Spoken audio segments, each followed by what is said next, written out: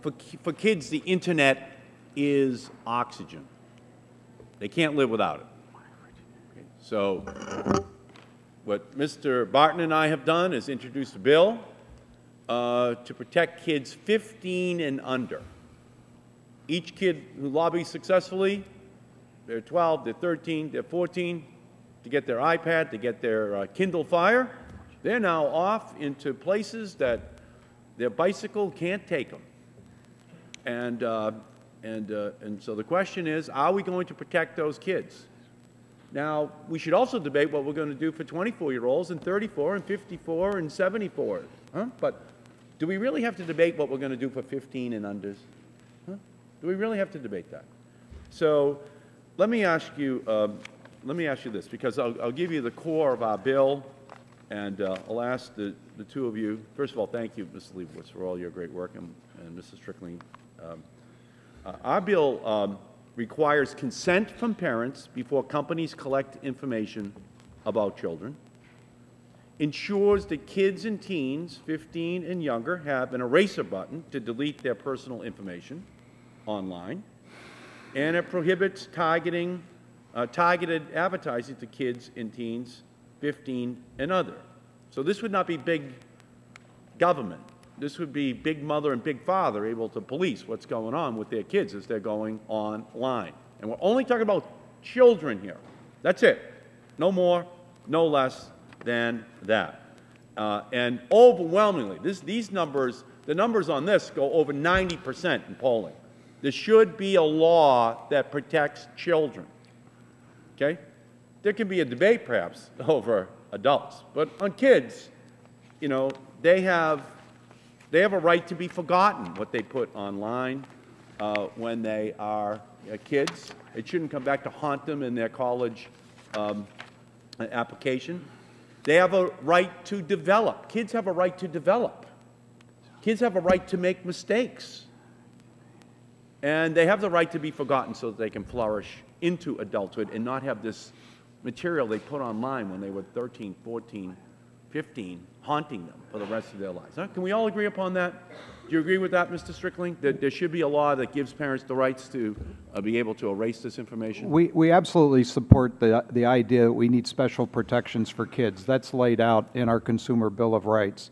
Would you support a separate piece of legislation just to give that higher level of protection to children? We absolutely would be willing to work with you to develop that legislation. And do you agree that children are entitled to a higher degree of protection? Consumer Bill of Rights recognizes that. And indeed, we could see moving forward fairly quickly under our framework to develop codes of conduct with respect to the very specific issues you've laid out. So you're saying legally enforceable. You're saying that legally enforceable rights that parents could take the companies to court. Under our framework, once the companies adopt those policies, no, but yes, even if they don't enforceable. adopt them, let's just say there's an outlier, a pirate company exploiting children. Would you give the right to parents to go against a pirate company that is exploiting a 13-year-old girl who went online just trying to find information about her weight? And now she's being bombarded with 100 companies who are pirate ships. Would you give the parents a right to go against those companies? Well, again, the basic principles you've laid out absolutely are important and need to be supported. No. And again, we have not taken an administration position on this, but we'll work with you on it. Would you give them the legal right to go against a pirate ship coming against a kid trying to exploit her anxiety about her weight, and now she's being bombarded by hundreds of companies with weight loss information? It's well worth being considered, sir. Well, I think you should not just consider it. I think you should support it, Mrs. Strickling. I think that should be illegal if the parents want to block that company. I just think you're wrong on that. I don't think it's just considered. I think it has to be the law. What do you think, Mr. Leibowitz? Should there be a law? Should there be a right? As you know, our proposal for our COPPA update involves the notion of you need parental consent before you track children.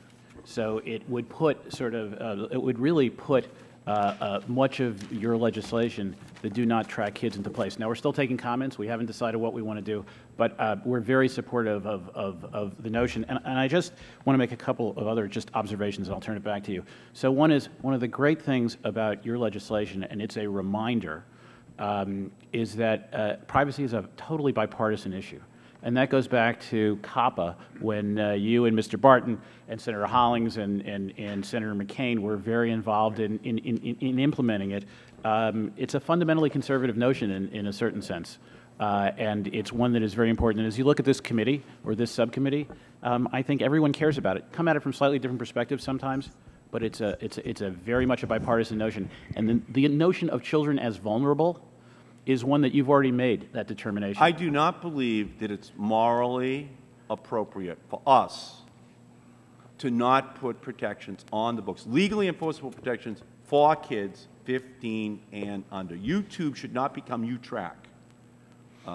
We should not have profiles of children being made by adults and companies trying to exploit their vulnerability. They have a right to develop. And if there's nothing if there's nothing we can't agree on privacy in general, and I can see where that could happen this year, let's not have a debate over kids and making it enforceable. They're a special category, and I just hope the administration will zero in on this and make sure that we provide those extra protections. I thank the gentlelady.